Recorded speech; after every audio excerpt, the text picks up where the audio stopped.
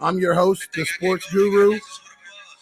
Please like us on Facebook at Talk Sports to Me, Instagram at Talk Sports to Me TM, Twitter at Talk Sports to Me 1, and subscribe to our YouTube station at Mount Orb Sports Complex. That's Facebook at Talk Sports to Me. That's Instagram at Talk Sports TM. That's Twitter at Talk Sports to Me 1. And please subscribe to our YouTube station at Mount Orb Sports Complex.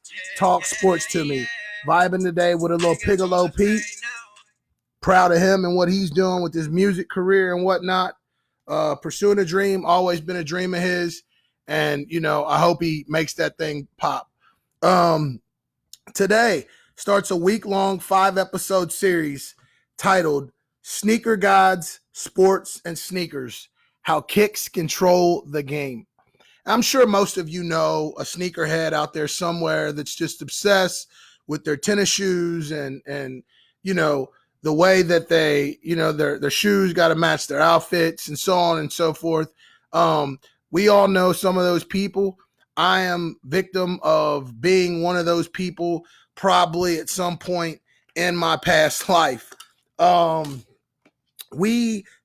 This week we'll talk about several things. And so the first part, like I say, it'll be a 5-week series or a 5-episode series.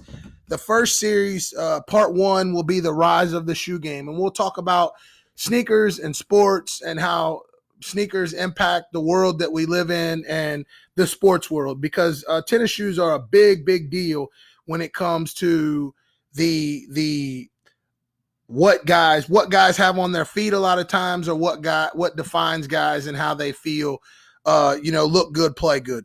Part 2 tomorrow will be professional shoe contracts. And so we'll talk about how professional shoe contracts impact basketball, and talk about how Michael Jordan got a contract, and talk about how Kobe come on his first contract, and how, some guys have shoes and some guys don't, but pretty much everybody has a shoe deal now. Part 3, which will be Wednesday, will be the running revenue. And when I say that, there's a pun intended, the running revenue. The revenue as the shoe companies go up, everything else goes up in terms of financial, what the financial backing is for the shoe companies. We'll have a couple ideas for maybe some shoe companies and maybe looking into if they should possibly do something different in terms of helping pay the college athlete. That'll be something else we talk about. Shoe companies and AAU on Thursday. That's going to be a big one because shoe companies run AAU. EYBL is the Nike circuit. The Gauntlet is the Adidas circuit. It's everywhere. And these shoe companies control the market with these high school kids and these high school coaches, AAU coaches, in terms of how they run their businesses and run. AAU is a business now. It's not just basketball. It's a business now. And then part 5 on Friday will be the decision. And basically what we're going to talk about with the decision is we're going to talk about how so many student athletes choose where their college choice will be made based solely on the fact of what shoe company they rock with during their AAU circuit as high school athletes. This just isn't a basketball thing. It's just not a baseball thing. It's an all sports thing. And the shoe companies have their hands in about everything. We'll also have a special guest tonight in Lexington, Kentucky's own, DePaul University's own, Georgetown College's own. Hopefully Georgetown College future Hall of Famer, had a record over there that was just broken this year. The one and only George Baker, the highlight maker. He'll join us in just a little bit to talk some shoes and the evolution of shoes and the revolution of how Michael Jordan changed the game, getting his first shoe contract in 1984. Sneaker Gods, Sports and Sneakers, How Kicks Control the Game. That will be tonight's topic. If you are a sports fan, I'm sure that you look in your closet and I'm sure you have a pair of shoes that have your favorite player's name on them. Jordans, Kobe's, LeBron's, the D Roses, he's an Adidas guy. The Answers, Allen Iverson, the Reebok guy, Every shoe company, every major shoe company has had that guy that has been the face of their brand. Um, Nike has been fortunate enough to where they have several guys that have been the face of their brand. Several really good players, but when you think of Reebok, you think of Allen Iverson. When you think of Adidas, you think of D Rose.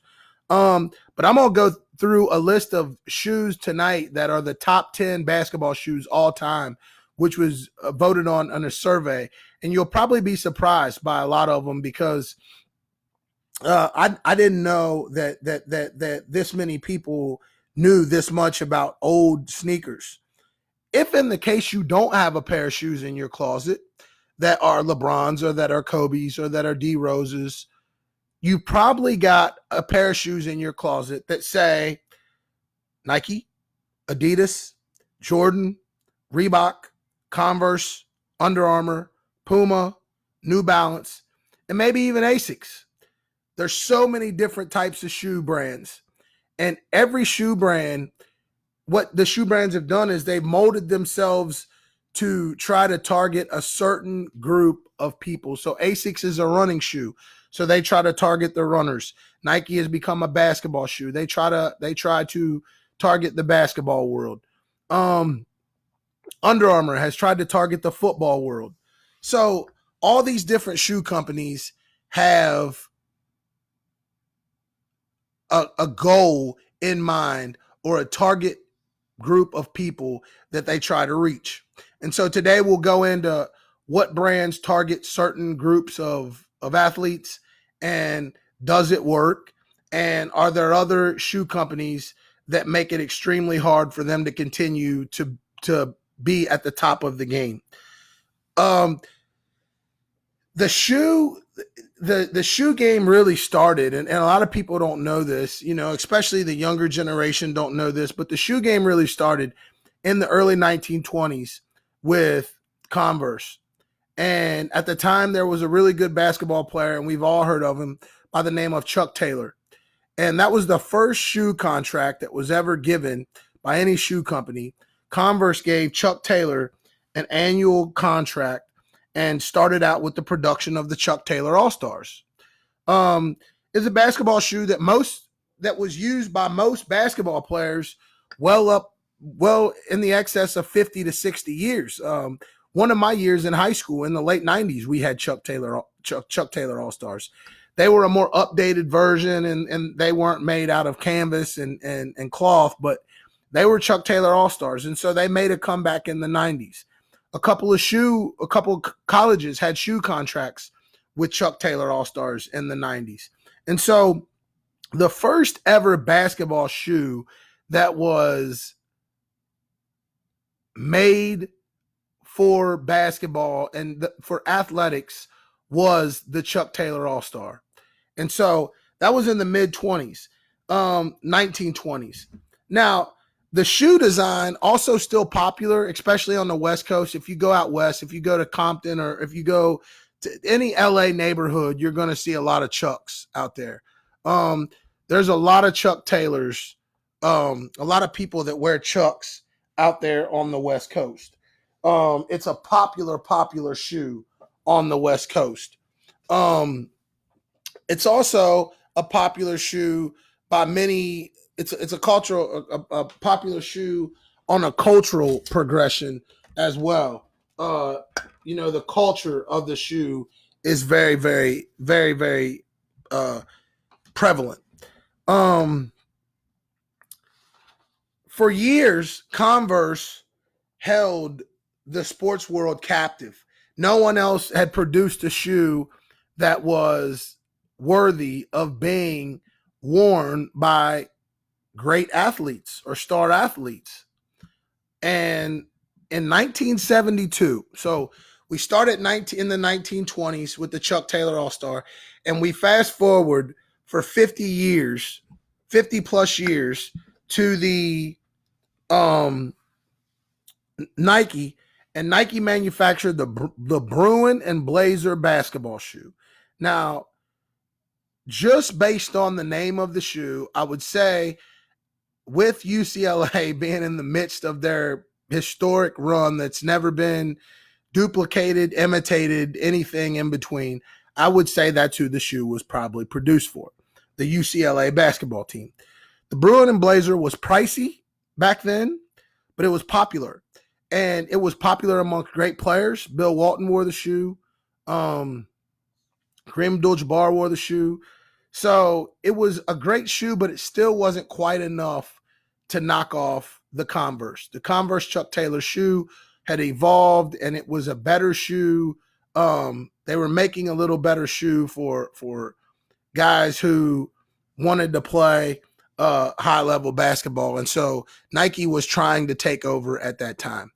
If you have any comments on the shoe game, please call in at 937-515-8763, or you can leave a message on the post. Tonight's topics is sneaker gods, sports and sneakers, how kicks controlled the game, and it's a 5-week long series, or 5-week series. It's a 5-day series, so 5 days this week, Monday through Friday. Excuse me. So we'll go over this all week. Here's where Nike began to make a power move. So we've talked about the 1920s with the Chuck Taylor All-Star. And we've talked about how he evolved and how he changed the game and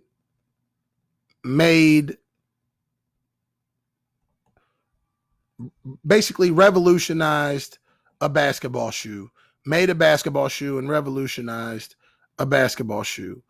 But Nike made a power move. And I'm sure many of you have heard the classic story of Steve Prefontaine. Steve Prefontaine was a cross-country and track runner at the University of Oregon in the early 70s. And he was an All-American. And there's a great story behind Steve Prefontaine. And I'm not going to get into the story of Steve Prefontaine right now, like the actual story of Steve Prefontaine, but I'm going to discuss when Nike actually said, okay, I want to step out of the realm of making basketball shoes and I want to make other shoes.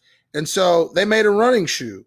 And with that running shoe, they were looking for somebody who would be able to rock that shoe and make that shoe marketable. And at that time, there was nobody in college sports outside of anybody that played basketball for UCLA that was going to be able to do that. Steve Prefontaine was the man that did that at the University of Oregon. Many of you know Nike is built in, the Nike compound is in Oregon, in Portland, I believe. So Steve Prefontaine wore that shoe, ran in that shoe, and instantly Nike became more of just the Bruin and Blazer basketball shoe, and it became a running shoe. Then you have it, 1984, the becoming of Michael Jordan. Michael Jordan signed a lucrative deal with Nike in 1984, his rookie year, and it was for $500,000 per year. That's comical to think that Michael Jordan did anything for $500,000 per year. So annually, Michael Jordan was going to make $500,000 per year. And so that was it. And that became the shoe game as we know the shoe game now. Because at that point, every other manufacturer from Adidas to Reebok to Converse were trying to play catch up because Nike had signed what was going to be the greatest athlete or greatest basketball player of all time.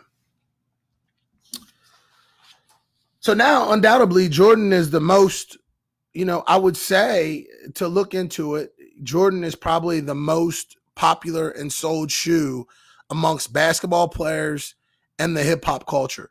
And so in every rap video, you see the Jordans. At every award ceremony where people aren't wearing dress shoes, they're wearing Jordans. In every mall people are shopping the section of Jordans. But I just want to give a list of the top 10 shoes. And this was done on a survey, a list of the top 10 basketball shoes of all time with the regard of what other people thought.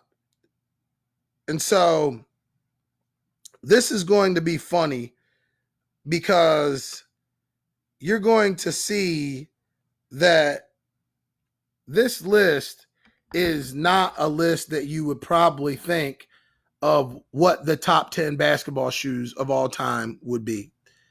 Number 10 on the list is the Converse All-Star by Chuck Taylor. Number 9 on the list is the Air Jordan 3, which is a Michael Jordan shoe. The Nike LeBron is number 11 on the Nike LeBron 11 is 8th on the list. The Reebok Shaqnosis by Shaquille O'Neal is 7th on the list. 6th on the list is the Converse Aero Jam. 5th on the list is the Reebok Kamikaze. 4th on the list is the original Air Jordan, which there's a story behind that too, and I'm going to talk in depth about that story tomorrow. Third on the list is the Nike Air Garnett 3 by Kevin Garnett. Second on the list is the Adidas Attitude by Patrick Ewing. And first on the list is the Nike Air Max by Penny Hardaway. So this is a list of the top 10 basketball shoes of all time, a consensus that was done by a group of people that did a survey. So, George Baker, the highlight maker, you with me? I'm with you, brother. All right. So the first thing that I want to do is I want to go through this list again, the list that I just went through in terms of some of the people or the shoe, the top 10 basketball shoes of all time. So I want you to hear this list so you can give me some feedback on this list. Number 10 is the Converse All-Star by Chuck Taylor. Number 9 is the Air Jordan 3. Number 8 is the LeBron 11. Number 7 is the Reebok Shaqnosis. I remember that shoe. Okay. Number 6 is the Converse Aero Jam. Number 5 is the Reebok Kamikaze. Number 4 is the OG Jordan, the original Jordan 1. Number 3 is the Nike Air Garnett. Number 2 is the Adidas Attitude by Patrick Ewing. That I don't know if you remember, George, but George, that shoe was as high as if you would have had ankle braces on. I had a pair, and we'll get into that. But I definitely had a pair of those. Yeah, that shoe was high. And then, last but not least, is the Air Max by Nike, the Penny Hardaway. I love that shoe, but I liked it when they recreated it here over the last several years. It was a lot hotter then. It was kind of the same, but it was kind of different. They modernized it a little bit. So, without further ado, I'm going to go ahead and introduce tonight's guest. I've already given them the rundown, George.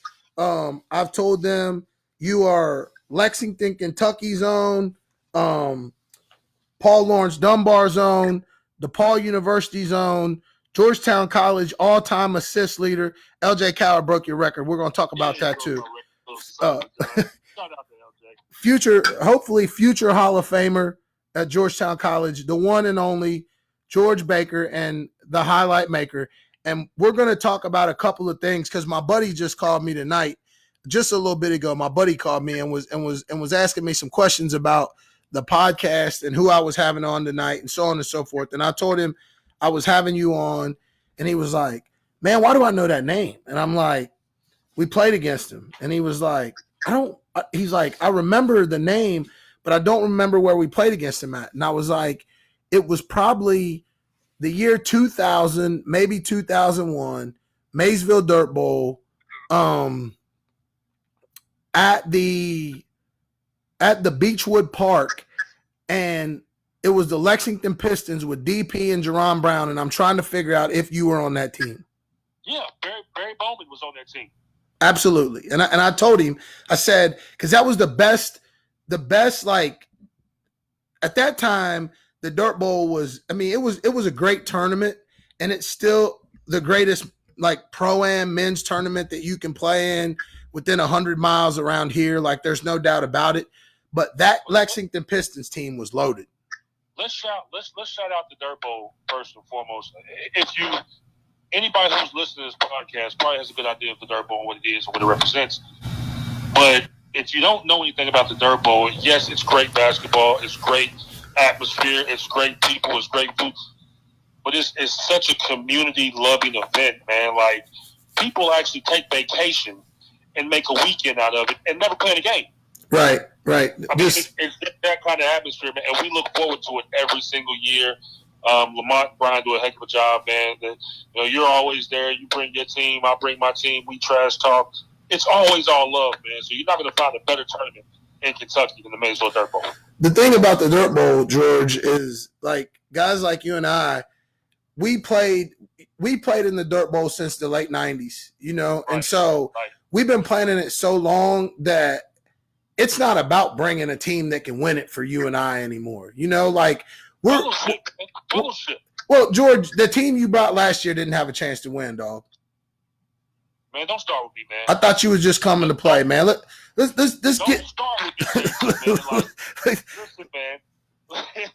I created that team. We just talked about not winning and losing, whatever. But I've never won a Dirt Bowl. Never. Okay. I feel like I've won around the world. I've played around the world and won championships. I've never won the Dirt Bowl, which says a lot. So I formulated a team full of shooters and skilled players that I knew couldn't be beaten, right? And I'm not ashamed to say it. We were killing people, destroying people, 20-piecing people, and making it look easy until we ran up against Mason County, Maysville, whatever you want to call it, right? We're up 20 up until halftime. Long story short, we dropped the ball. We lose a 21-point lead. We end up losing the game by, I think, 9 or something. It was pretty bad. I'm not going to get into the fallout that you and I had at the time because you told me, go back over there on your bench and sit down. That's what you said. Sit down and shut up. I'm going to tell it to you again next summer, man. So, George, let's talk about your playing career. Just give us a little insight on your playing career from your AAU days to, and I talk at length on this podcast a lot of times about AAU not being as prevalent as it back in the day as it was now. It was just like you kind of just played with your school team and stuff, but you traveled and did it. And now it's AAU now and AAU then, there's a lot of differences, right? There's a lot of differences. And one of the differences that stick out to me that I see vividly is when I was playing, when we were playing to say that I was better than you. We were playing to say that this team from Atlanta, we went to the Nationals and we kicked their butt, right? Mm-hmm. Well, this team from Louisiana, they had a good guard, and I wore him out. Right. And then years later, we see this guy on TV, we're like, oh, man, that's the guy I played against at 13 and under, right? But it was just more of a bragging rights thing. I'm going to show up and play. And there was only one national tournament. Right. And you had to earn your way into it. There wasn't all this, these circuits and paying $500 to play in a national tournament when you didn't earn it. I mean, it was earned, it was respected, whatever. But now, kids are playing AAU to be noticed. Right. Recognition, college coaches, mm-hmm. Through companies, what I think we're going to discuss here in a little bit. So now it's more of I've got to get out so people can see me, whereas back then I got to get out and go kick some butt. I want to play some basketball. Right. You just want to be better. And that's the thing. Like I was talking to a guy last week up at the complex a couple of weeks ago, I guess it was. And I was like, the mission for me was always just like, I want to be the best player on the floor. And I don't care who's in the gym. I don't care who's in the arena. I don't care. And some nights I was and some nights I wasn't. But the nights that I wasn't, I remember those guys and those guys remember me. And kids don't play that way anymore. You know, they want to play. You know, if Coach Cal shows up, they're happy. They don't care if they kick butt. They don't care if they didn't kick butt. They just want to know if Coach Cal is going to offer them. You know, and the personal pride in kicking someone's butt is not there anymore. So let's fast forward to your high school career at Paul Lawrence Dunbar. How was that experience for you? Dunbar was good to me, man. Dunbar was really good to me. I had a great coach, Frank Watson. Where we fell off, we went to the state tournament once my sophomore year. I was a 4-year starter, but we had so many transfers and injuries, and we had some guys get removed from the team. So I don't think as a team we fully reached our potential. Now, from a personal standpoint, it was great. You know, I was an all-stater. I set and broke some records, and I even created a little nickname. You know, I was given a nickname, the Highlight Maker. The Highlight Maker.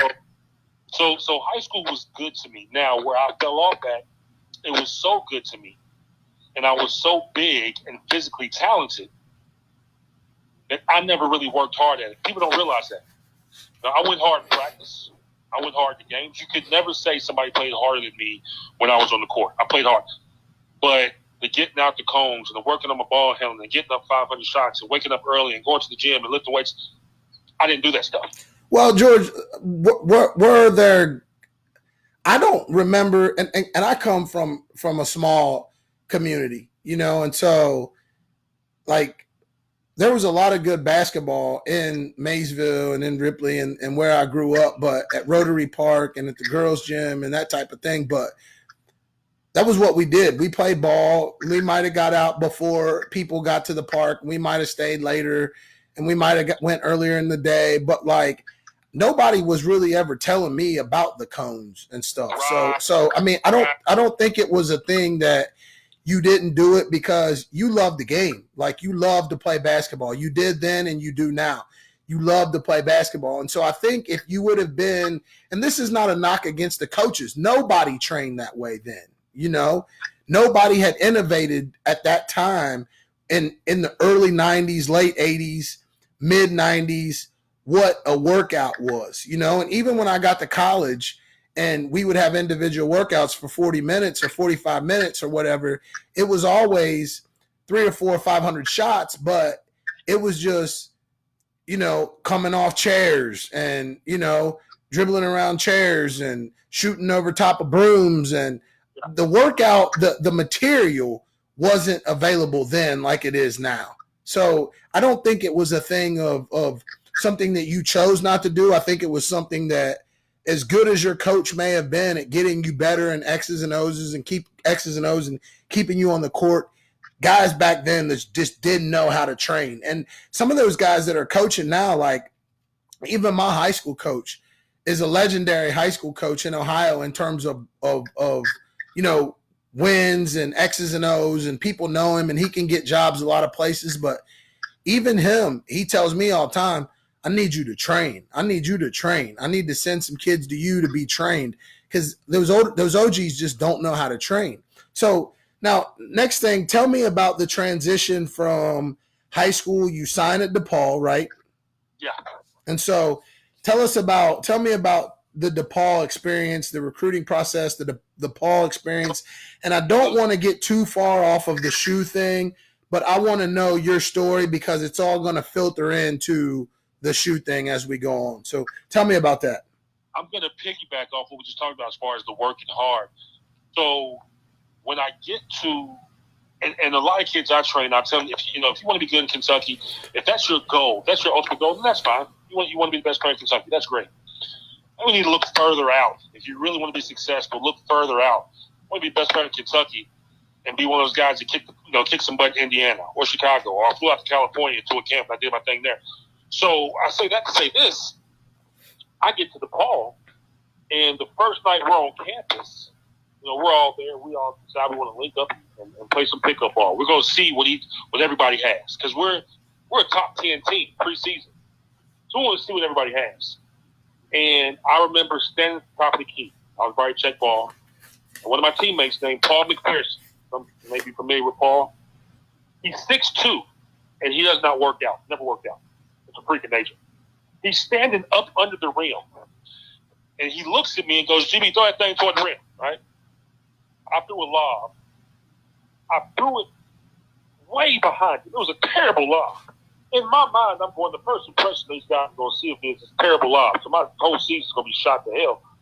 But he jumps up, reaches his arm back, catches the ball, and throws it in the basket without even touching the rim. And he made it look easy. And he looked at me and said, "Good pass, boy." I said, "Oh, Lord. Okay, this is a lot." You know, a conversation that you and I have never had in the early 90s to mid 90s. My people played at Xavier, Brian Grant, and they used to play DePaul. And DePaul had a dude named, and DePaul would always play UC. I think they might have been in UC's conference even at that time. In conference. And there was a white dude named Tom Kleinschmidt, and dude was cold, bro. Tommy Kleinschmidt's a legend. Hey, I played some pickleball with Tommy. And when I was at DePaul, he was actually playing in Japan and getting buckets, making points, and getting a whole lot of money while he was doing it. And I don't know how he looked when he was playing at DePaul, but when I was there, he was playing in Japan. He came in the off season, long shaggy hair, long, crazy looking beard. Yeah. He didn't meet the eye test, but dude got buckets. Like, if I seen him on the street, I'd say, "Do you want a sandwich?" That's how he looked. Okay? So he was a bucket, but talking about Paul catching that lob, that was a whole new level of athleticism that I had never seen. You've never seen, because it wasn't it that didn't exist inside your bubble. No. So then, the first day of weight training, all the guards, it was about 5 or 6 of us, we were doing weight training with our strength and conditioning coach. And the first thing we did were dips, right? So we get up on the machine, and I'm watching these guys do these dips, and they're just knocking them out. They're just pushing themselves up. They got their legs cocked up. They're making it look easy. And to myself, I go, you know what? I've never done one of those, but it looks really easy. So about 3 guys go in front of me, man, and they get, 15, 20, 25, they're knocking it out. Everybody's laughing, joking. Well, it's my turn. And I get up, I put my hands on this dip machine, and when I let my body weight go, my arms have never shook like that. Okay, I couldn't even do one single solitary dip. So the level of athleticism, the level of strength, the skill set, it all hit me like a Mack truck. And that's why I tell these kids when I'm training them, yes, as a senior, as a junior, as a sophomore, be good here in Lexington, be good in Maysville, be good in Kentucky. But if you plan on playing college basketball, it's going to get a lot more advanced, a lot more complex than just Kentucky. So train for the future, right? You want to win games in high school, but train for the future, because life is hectic after that. And there's a such thing as sitting on the bench and never getting off.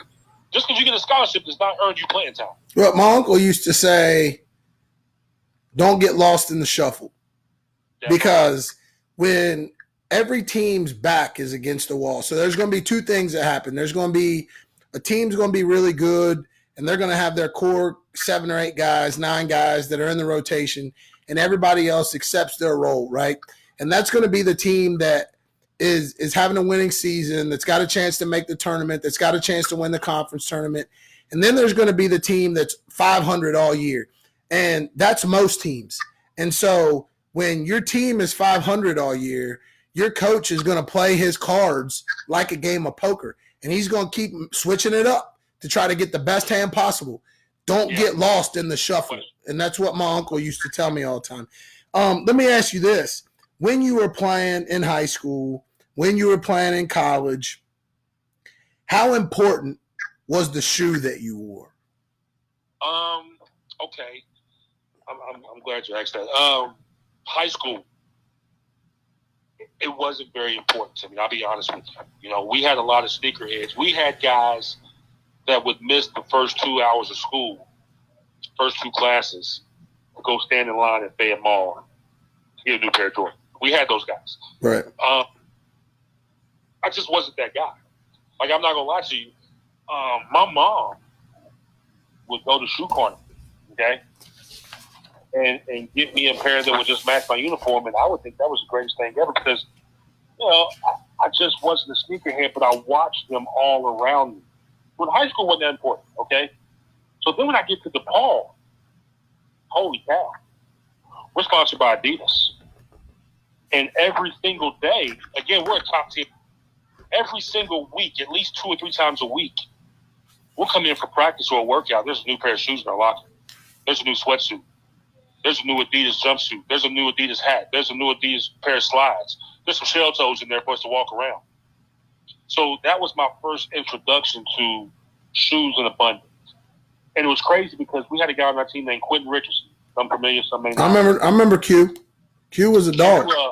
Q was a dog. Q was a first-round pick. Picked to the Clippers. Him and D Miles, big buddies. He ended up going to the Suns, played for the Knicks, played for the Magic. Won a 3-point contest. So he was a legitimate NBA ball player. Made a lot of money, very, very successful. Well, Q was a Jordan guy. You know, Jordan had befriended Q during his time at DePaul and during his time at Whitney Young in Chicago as high school. So Nike was always supplying that kind of stuff, right? He went to Nike camps, all that kind of stuff. Q could wear his stuff in the locker room, but the minute he steps on the basketball court, practice court, or game court, right, he had to wear Adidas, and it ate him up. He hated it. Couldn't stand it. Couldn't stand it, right? So, but for me, I'm thinking, holy cow, we had so many guys that were Jordan-based and just certain kind of shoes. They didn't even care about the Adidas. You know what I would do on my break when I come home for, maybe a spring break or a Christmas break or just whatever? I would gather up all the shoes that nobody wanted. They only wore them once or twice, maybe none. I'd gather them all up, get 2 or 3 gym bags, and bring them home. And I'd be passing out Adidas game shoes and Adidas T-shirts and practice jerseys. I'd be passing that stuff around the city. Heck, there's probably still people around Lexington. Still people wearing that. There's people still at Douglas Park. There'll be people at Douglas Park this summer that have George Baker, Quentin Richardson, DePaul T-shirts this summer. No question. I mean, listen, man, I should have been charging for that stuff, man. They'd have kicked you out of school then. When you were at DePaul, and I've heard this story before, but it's a funny story to me. I've heard the story several times. When you and I get together, we always cut up and have a good time. But I want you, and this is kind of off the subject of the shoes, and then I'll get back into it again. But I want you to tell us about the D Wade story when he came to DePaul on his recruiting visit. Man, me and Q Richardson, and let me say this: Q Richardson was one of the most humble. Granted, this guy was on the cover of Sports Illustrated. He was on the cover of College Basketball Times. He was on the cover of every major sports magazine. And that's when magazines were hot. That's where the internet really, really took over. That's when magazines were hot. People were still reading cover to cover, page to page. He was on the cover of every last one of them. One of the most humble people I've ever met in my whole entire life. I mean, unbelievably nice. Just cared about people. And that's genuine. That's really genuine. Anyway, me and Q were to host these 2 basketball players coming in for the weekend, right? TJ Cummings, which was the son of Terry Cummings, and Dwayne Wade, this kid from Chicago. Well, my coach looks me in the face and goes, George, you take the Wade kid, Q. You take the Cummings kid. Show him a good time. We want this kid. We want this TJ Cummings kid. So Q leaves, and I asked my assistant coach, what about my guy, coach? We want him too, right? And he goes, whatever. No big deal. So we all link up, the 4 of us. We go to ESPN Zone to eat. D Wade doesn't eat anything. I say, hey, man, get what you want, He orders an apple crisp with vanilla ice cream. No wings, no ribs, no burgers, no fries, no nothing. Man ate vanilla ice cream and a piece of apple crisp. Okay.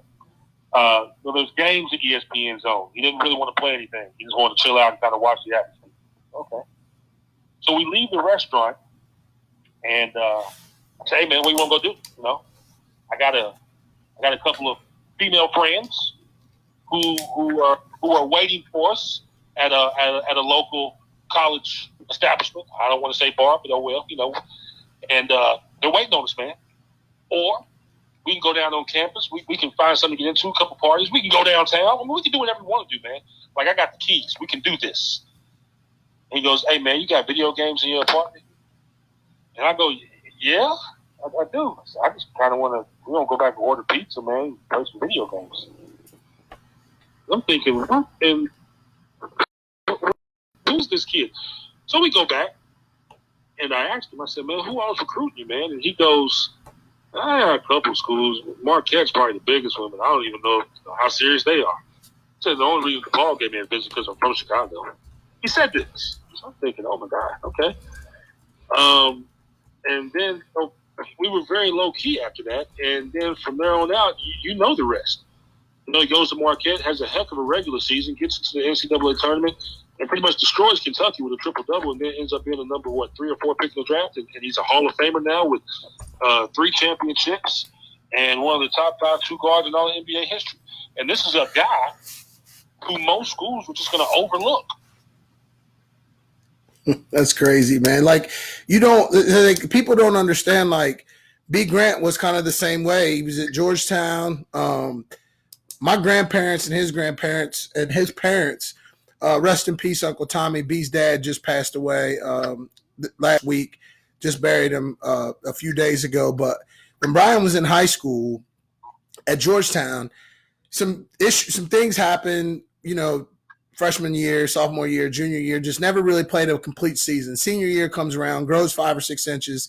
He's 6'7". He's really athletic. He's above the rim. He's blocking shots. He's the fastest guy on the court.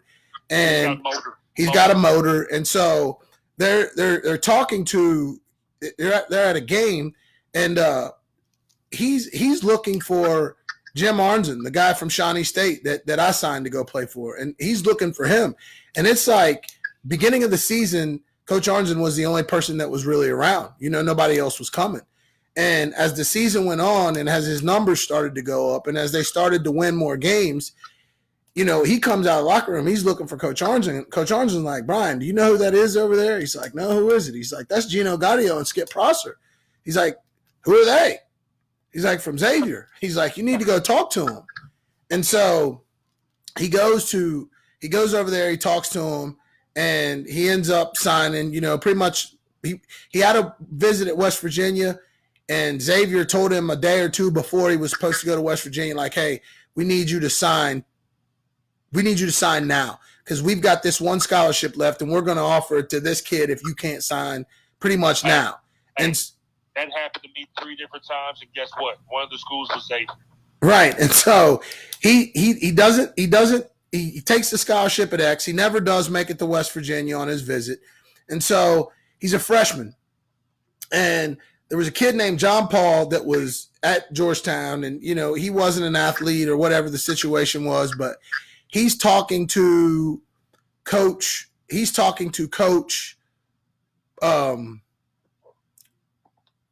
Chadwell, who was Brian's high school coach.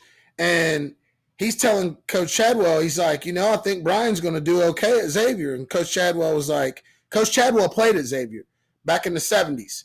So Coach Chadwell's like, it's going to be a tough run for him. This isn't high school. He's just being honest with John Paul, just letting John Paul know, like, John Paul, this isn't going to be your run-of-the-mill, Brian going down there to dominate like he has in high school. And so they're playing athletes in action out of Windsor, Canada, the Canadian team. And so Coach Chadwell gets a call from Gino Gaudio or whatever, and he tells Gino, he says, hey, Brian's going to get the start tonight because such and such is hurt or whatever. So Brian's going to have to start in this exhibition game. And they were contemplating redshirting Brian at this point. They were contemplating him not playing that freshman year. So they were going to redshirt him. So the next thing you know, he plays in this game against Windsor, and he has like 20 points and 15 rebounds or something like that in this game. I mean, crazy numbers for a freshman from Georgetown, Ohio, that had really only played one full season of high school basketball. So right. Coach Chadwell comes back to school the next day, and John Paul asked him, he said, Coach, did you see that game last night? And Coach Chadwell was like, yeah. He's like, he keeps playing like that. he's going to be a first-round draft pick. And Coach Chadwell said, John Paul, Brian played good last night, but he did that against a bunch of slow white guys from Canada. We'll see what happens when the season rolls around. The rest is history. 8th overall pick, lottery pick, number 8 to the Sacramento Kings in 94, 12 or 13-year career. So you just don't really know. You don't really know. That's one of the reasons, man. I try to, when talking about basketball players, man, sometimes you got to choose the words carefully, for two reasons. Number one, you never know what's going to happen. It could be, a Brian Grant story. You end up looking like an idiot afterwards. And number two, as a ball player, I know what it's like to climb that mountain. You know what it's like to climb that mountain. And to hear negativity sometimes, that can either fuel some players, right? Or it can hurt some players, right? So I always want to keep an even positive feel with all the kids that I mess with, all the kids that I train, all the kids I come across, because you never know what my words could do their confidence in their game, Mm-hmm. What was your favorite shoe to hoop in? Like from high school to DePaul to Georgetown College to overseas, what was your favorite shoe to hoop in? I'll be honest with you, man. Like I said, we were sponsored by Adidas at DePaul. And in high school, I really didn't, I didn't really have a preference. In the pros, I kind of stuck with a couple of different shoes. Like I found some shoes that I liked, and I would try to stick with them as much as possible. And those were, you're going to think I'm crazy. I love playing in Team Adidas. They were so comfortable to me. So whatever team I would go play for, I would go get Team Adidas in that color. And then I found a pair of high top Air Max. They were black and blue when I was playing in New Zealand. They matched perfectly. They fit comfortable. But at DePaul, we were in the locker room after practice one day, and some Adidas reps came in. And they said, hey, we got some demos. We got some demos. Does anybody want to kind of wear these for a few months and just kind of tell us how you like them at the end? Nobody in the locker room spoke up. I was like, hey, I'll take them over here. So they handed me 3 pairs of these demos, all the same shoe, all size 14. And those most comfortable daggone shoes I've ever worn in my life. And they never, ever hit the shelves. But really? You talk about a slick, comfortable pair of Adidas, man. Those were my favorite. Right. Nobody's ever seen them. But those are my favorite. Those were your favorite. How, I want you to you're a basketball guy. You work up at the KBC with Jules and Tom and Marcellus, and you guys are always together, and, Amber's there, and you guys do a really good job today or on a day-to-day basis of keeping that place going and busy. And you guys have changed the landscape of the KBC. It's a totally different environment than it was this time 3 years ago. But I seriously appreciate that, brother. There's a lot of kids that come through there. A lot of really good kids that come through there. And I'm not going to go through the list of some of the kids, but I'll give you the names of 4 or 5 that people are going to hear again. And I don't mean to dismiss anybody. I'm just saying 4 or 5 names that I can think of right off the top of my head. Javion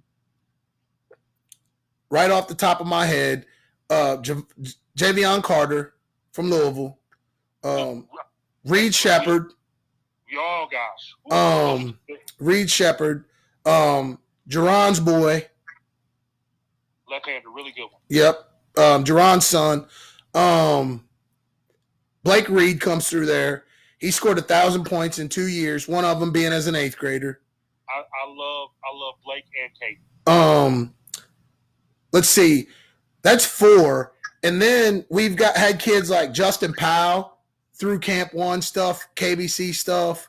Shelvin trains there when he's home. Chris trains there when he's home. Darius trains there when he's home.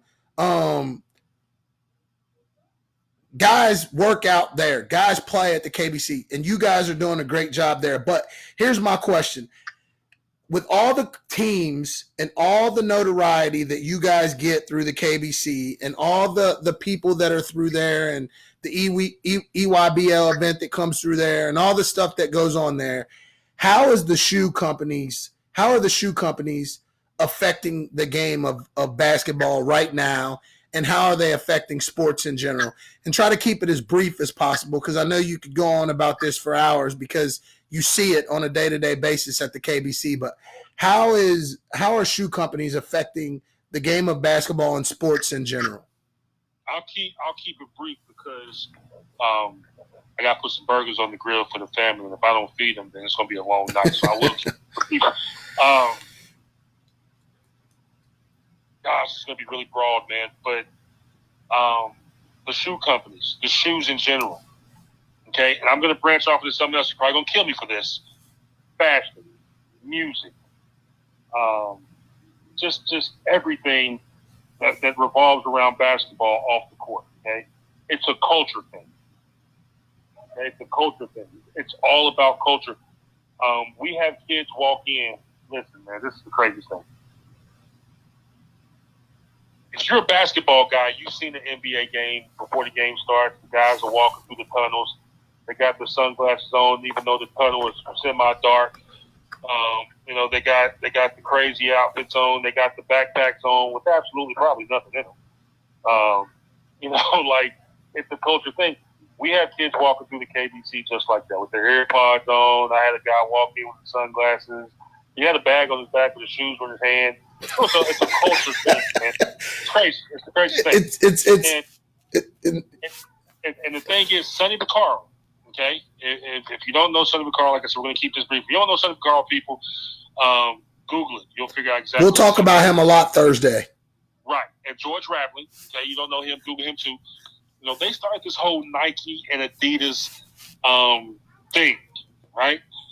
And that's been the impact on youth basketball for years. Whether you're Nike or whether you're Adidas, and that kind of dictates what direction you go and who you play for, who you rock with, what jersey you put on your chest. And we see a lot of that in K.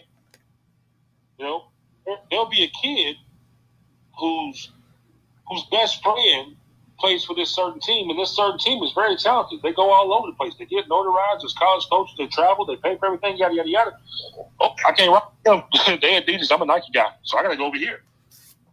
Those are the decisions we're dealing with right now. And again, let's tie it back to what we first started talking about. When we were playing AAU, did you care what shoes you had on? Nah, I didn't. I didn't have a choice. I didn't have a choice. My mom was like, "You gonna wear what you know? You gonna wear what I'm gonna get you what you need, but you gonna wear what I get you." That's how she rocked with it. Now it's just different, man. It's so much different. Like I said, I won't dive all up into it because I know we got a lot more to talk about throughout the week. But it's amazing how shoes, what you put on your feet, can dictate your path to where you're going as far as your basketball career. Mm-hmm. Two more questions. Number one being something that I talked about last week was in one of the other podcasts in one of the old series was, is it possible for the NCAA to potentially help the shoe companies to help the NCAA subsidize some needs for the college athlete? Do you think with the impact that they have, and we're going to get deep off into it on Thursday, but do you think with the impact that they have on high school athletics as far as the amateur athletic union, and some of these kids are joining teams that are sponsored by Nike at 9 and 10 years old and don't ever leave, and then sign with Nike. They don't even visit schools that aren't Nike. And so do you think that some of the shoe companies with the billions of dollars that they make on a yearly basis, and we'll get into that as the week goes on, but do you think they could help subsidize some of the needs of some of the college athletes? Because let's face it, college kids need more money, man. College kids need more money, and they throw the book at us harder than they do other people, okay? So if I'm just a regular college student, I just go to school here. I just go to school here. I can have a stranger buy me dinner, pick up the check, buy me dinner, and everything is cool, right? But if I play basketball, and a stranger buys me dinner. Well, I'm just violating. I mean, like, they throw the book at it so hard. So, we have these video games that are popular that they put these kids on. Yeah, they don't put the name on there, but they put these kids on. And then they sell the jerseys in the campus bookstores and some of the athletic apparel stores and, all the TV. So I know this is like, beating a horse into the ground, beating a dead horse to the ground, but we're making so much money off these kids, basketball and football. We're making a ton of money off these kids. Yet we're telling them that you just shut up and play basketball because you're getting your education paid for. And we're giving you a place to live, and we're letting you eat in the cafeteria. So shut up, boy, right? Yeah. But you're making money off of these amateur kids. Like, they're amateurs.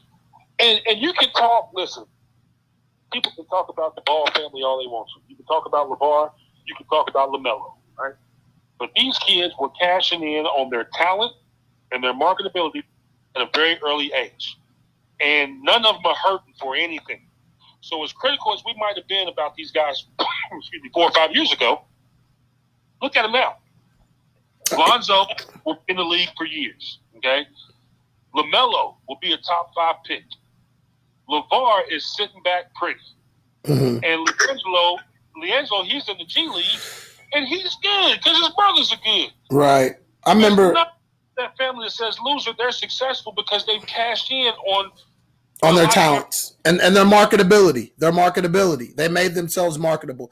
I remember one time, I had a Jalen Rose jersey when I was a kid, and I remember going in the mall, and I remember my mom giving me, she asked me how much it was. I told her it was $55 or whatever, and it ended up being $63. And I had to ask my buddy's parents for the change because my mom gave me, $55 or whatever, I mean, and that was a press for her to do that, and we were not poor by any means, but it was just an unnecessary expense, because she had bought me a bunch of school clothes, and I had 50 million free basketball uniforms from all the different teams I played on. But I had to have this Jalen Rose jersey. And so she got me this jersey. And I remember watching the documentary on the Fab Five. And I remember Jalen Rose specifically saying people were paying $55 for my jersey, and I couldn't even afford to buy one myself. And that hit me hard.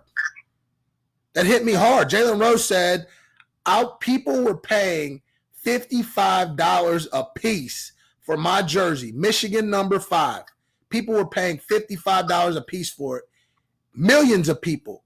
And I couldn't afford to buy one for myself. And so that's when I realized that the NCAA probably needed to do something. Last question so you can get to your family and your burgers and stuff. What is your all-time favorite sneaker, George? I know as you've gotten older, you dibble and dabble a little more probably in sneakers. That's what I did as I got older. I started to like them a little bit more because I probably had money to buy them myself or whatever the situation was. But what is your all-time favorite sneaker? My all-time favorite sneaker. Now, we're not talking current. We're talking all-time. All-time favorite sneaker. Whatever you wanna. Whatever your favorite sneaker is. You, me, Julius, TC, Brian Miller. All of us, at some point in our lives, we stayed true to an Air Force One. Come on, man. Yes, sir. I had them in every color, all the colors that mattered. It was so versatile. If you had a date in high school, you could wear it on your date. If you guys were hooping, you pull out your hot tops and you get busy. If you were taking a ride up to Kings Island, you get your little fit, you throw your Air Force Ones on with it. And the thing about Air Force Ones is you can buy them white with a red check, black with a black check, gray with a gray check. I mean, whatever you can find, Air Force One's gonna put you on. They put you on. Hey, man, when we was talking about the KBC, man, I was thinking about the front of the house, like basketball people. But, man, one of the most caring and loving and genuine and toughest people to work with and to work for, my cousin Lisa, dog. Talk about my cousin Lisa for a second. Okay. So to get the story behind Lisa Commodore, you have to get the story of TC. Now, TC, being Terrence Commodore, is Lisa's younger brother. Me and TC have been extremely good friends for years. More years than I can count on my fingers, right? So I would always, whenever I go over TC's, I'd always see this woman, quiet, she'd speak, going about her business, whatever, come and go. But she was watching you, though, George. That's the thing. Lisa ain't going to say too much, but she's going to watch you, though. Exactly. So the more and more I'm around and I get to talk to her, well, then we start working at KBC. And we had already had plenty of conversations by this point. And like you said, all those years, she had been checking me out, filling me out. So she would have let me know that I was full of it, or she would let me know she was cool. And that's the thing about Lisa, okay? Lisa's passionate.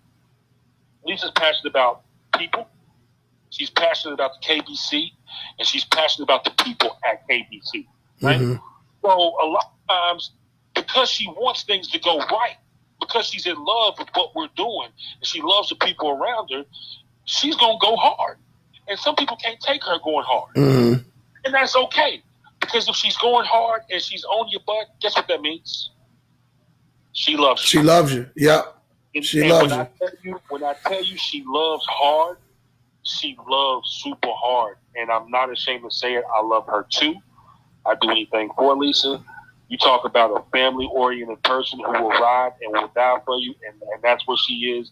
And I protect her. If she's there, and me and her the last one's there, I make sure she walks out to her car. I make sure she gets there. There's been some instances at the concession stand at KBC where people are getting rude. I don't put up with that. You don't talk to Lisa in your type of way. Like, I'm not gonna have that. Like, she's my family. Yeah, we get when I come to Lex to do events at the KBC or at one of the high schools or wherever we have Camp One events at. If she's not talking to me, I know if she's not fussing at me, I know she's mad at me for real. You know what I'm saying? Like if she's not giving me a directive and my job and her job don't even coincide because I don't have anything to do with the concession stand. You know what I'm saying? I try not to even go over there. But if she still ain't atting me about something, she's falling out with me about something. You know what I'm saying? And I got to find out what it is. If she ain't saying something to me, I ain't lying, but I'm nervous. I start retracting my steps. Like, yo, what did I do? What did I do? Yeah. Now, I'm gonna say this too about Lisa. We talking about the concession stand. If you don't know Lisa Commodore, she runs the concession stand at KBC. And if you ever thought that was an easy job, you got another thing coming. And she runs it to a T, right? One of the cleanest concession stands I've ever been in, and one of the most tightly ran ships I've ever rode. Okay, so when we have our tournaments, you go to a concession stand, you get your bag of Doritos, a Snickers, a fountain drink, a Gatorade or a water, and call it a day, right? Nah, man, we have all that, but we have loaded nachos. We grill ribs. We grill burgers. There's grilled dogs. There is baked pasta. There's vegetable soup. There's chili. Like, people, I'm not lying.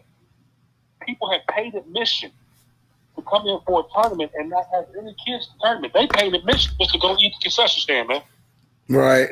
So, shout out to Lisa Commodore, man, because she put a whole new extra set of flavor on the KBC that nobody else can do. Yes, she made that much more appealing just by how she runs that cafe. Yep. George, man, listen, thanks for stopping by tonight, man. We're going to do this. We're going to do this a few more times this week, man. And so, Sneaker Gods, Sports to Sneakers, How Kicks Control the Game. That's the topic of the 5-part series. It'll be Monday through Friday. Each day, there will be a topic. I'm going to go over each of the 4 topics after you get off here, man, and let the people know what it is that we'll be doing this week. But it'll be you and me. Before we get off, before I sign off and go flip my burgers, man, if you don't know JT, people, and this is not me just buttering up the biscuit, man, but we rocked in AAU. We're more so passers-bys, right?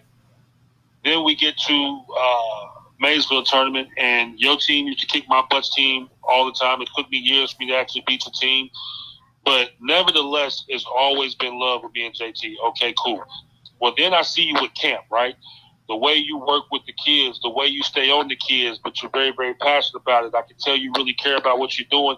And we're not just in there passing time. You're actually teaching these kids about basketball.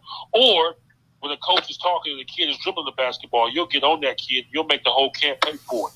So you teach respect at the same time, man. So the way you're handling your business as far as the basketball goes, on and off the court, man, I salute you, my brother. Hey, man, that means a lot coming from you, George, man. George, that means a whole lot because you've been around the block, you know, and I think a lot of people in the state of Kentucky, George Baker, the highlight maker, everybody knows the name, man. And I got this feeling, man, that through everything that we're doing from the KBC to the Mount Orb Sports Complex to what, you know, Coach Commodore's got, you know, going on at Evansville and everything that our family is involved in, man, our basketball family, you know, the big blow up is coming, man. And so let's just stay the course and keep the ship tight, man. I'll tell everybody on this podcast, like I tell everybody when I'm doing my social media with the interviews and all that kind of good stuff. If you ain't rocking with us, man, you a distant second, dog. Yeah, that's a fact. I tell people all the time, if you're not on our team, there's no sense in playing the game, man, because we're playing it to win it. And so, George, I appreciate you, man, and I'll tap in with you tomorrow night, bro. Looking forward to it, my brother. Thanks for having me, man. Yep. George Baker, the highlight maker, great basketball player at Georgetown College. You know, you got to hear a story about DePaul and Dwayne Wade. A lot of good stuff that you can get from George Baker, man. And I hope you guys heard some of it tonight. Please like us on our Facebook page, Talk Sports to Me, Instagram at Talk Sports TM, Twitter at Talk Sports to Me 1, and subscribe to our YouTube station, Mount Orb Sports Complex, Talk Sports to Me. This will be a 5-part series that we will be doing this week, and I just want to reiterate what the 5 parts will be. We knocked part 1 out, the rise of the shoe game. Tomorrow night will be professional shoe contracts. Wednesday night will be running revenue. Part 4 on Thursday will be shoe companies and AAU, and part 5 will be the decision. So please tap in with us each night and catch the podcast. We're in quarantine. Not a whole lot else going on right now. Not a whole lot else for you guys to be doing. So you might as well just rock with us. All right. So on that note, thanks everybody for signing in tonight. It's been a great experience. Talking